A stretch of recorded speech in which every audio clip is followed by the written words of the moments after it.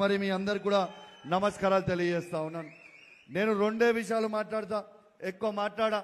ఈ హుజరాబాద్ నియోజకవర్గాన్ని తెలంగాణ వచ్చిన తర్వాత ఈ 10 సంవత్సరాలలో అభివృద్ధి జరిగిందంటే ఏ ఊర్ల రోడేసినా, ఏ ఊర్ల మోరి కట్టినా, ఏ ఊర్ల గుడి కట్టినా, ఏ ఊర్ల బడి కట్టినా అది కేసీఆర్ గారు చేసింది అని చెప్పి సందర్భంగా మీ అందరు కూడా తెలియజేస్తా ఉన్నాను.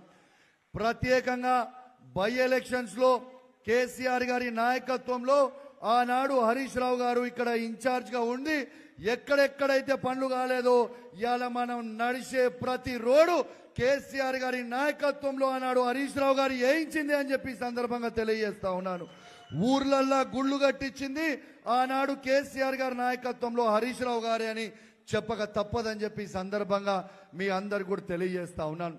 ఇవాళ ఈ ప్రభుత్వం వచ్చిన తర్వాత 2.5 సంవత్సరాలు అయితా ఉంది. ఎక్కడ కూడా 2 రూపాయలు ఇవ్వలే.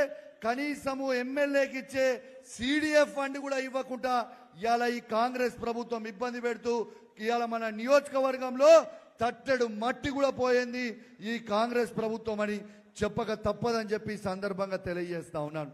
హరీష్ అన్న, నేను ఒకటి రిక్వెస్ట్ చేస్తున్నా. హరీష్ అన్న, మిమ్మల్ని దయచేసి మా హుజరాబాద్ నియోజకవర్గ పక్షాన మిమ్మల్ని రిక్వెస్ట్ చేస్తా ఉన్నా. హరీష్ అన్న, ఆనాడు ఎన్నికలలో నేను కేసీఆర్ గారి నాయకత్వంలో, మీ నాయకత్వంలో ఇక్కడ ప్రజలు కార్యకర్తలు కష్టపడి నాకు ఓటేసినప్పుడు నేను 1000 కోట్ల రూపాయలు తీసుకొస్తా అని చెప్పినా, కానీ దురదృష్టవశాత్తు మన గవర్నమెంట్ పోయింది. రేపు మళ్ళా అధికారంకి వచ్చిన తర్వాత 1000 కాదు 1001 తెస్తా, ఇది గ్యారెంటీగా చెప్తా ఉన్నాను. దీనికి హరీష్ అన్న సహకారంతో ఖచ్చితంగా తీసుకొచ్చే బాధ్యత నాది అని చెప్తా ఉన్నాను. ఎట్టు పరిస్థితిలో మాట ఇచ్చింది, మాట తప్పేది లేదు. రెండోది, అసలు పంట కొనుగోలు.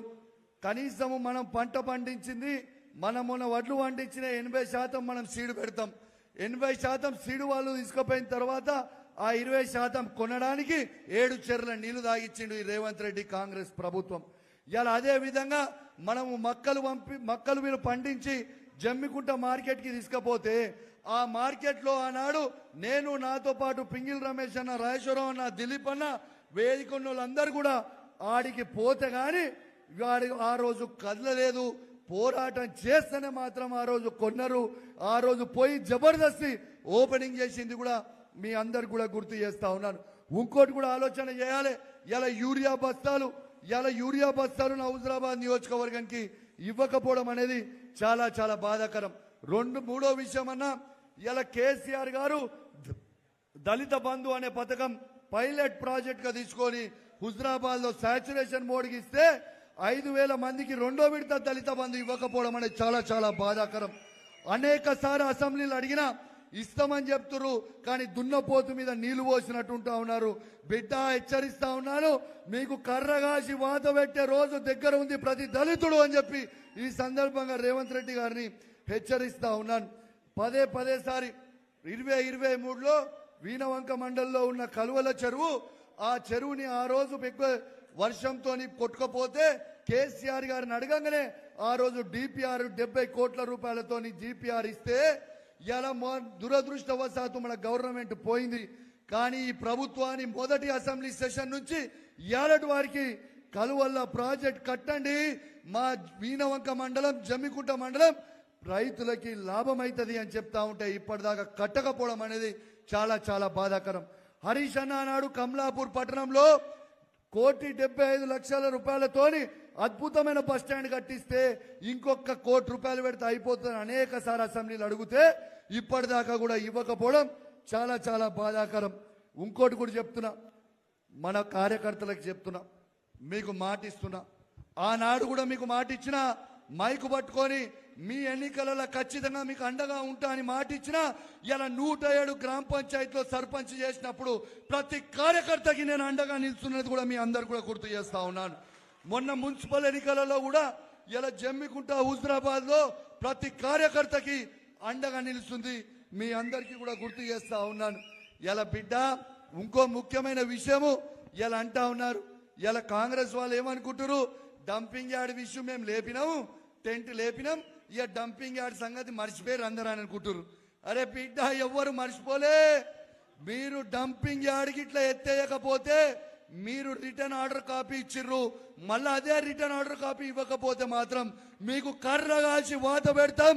మళ్ళా అదే హుజరాబాద్ అంబేద్కర్ చౌరస్తా దగ్గర ఖచ్చితంగా టెంట్ వేస్తామని కూడా ఈ ప్రభుత్వాన్ని హెచ్చరిస్తా ఉన్నాను. ఇలా రేవంత్ రెడ్డి గారిని నేను సూటిగా ఒక ప్రశ్న అడుగుతా ఉన్నాను.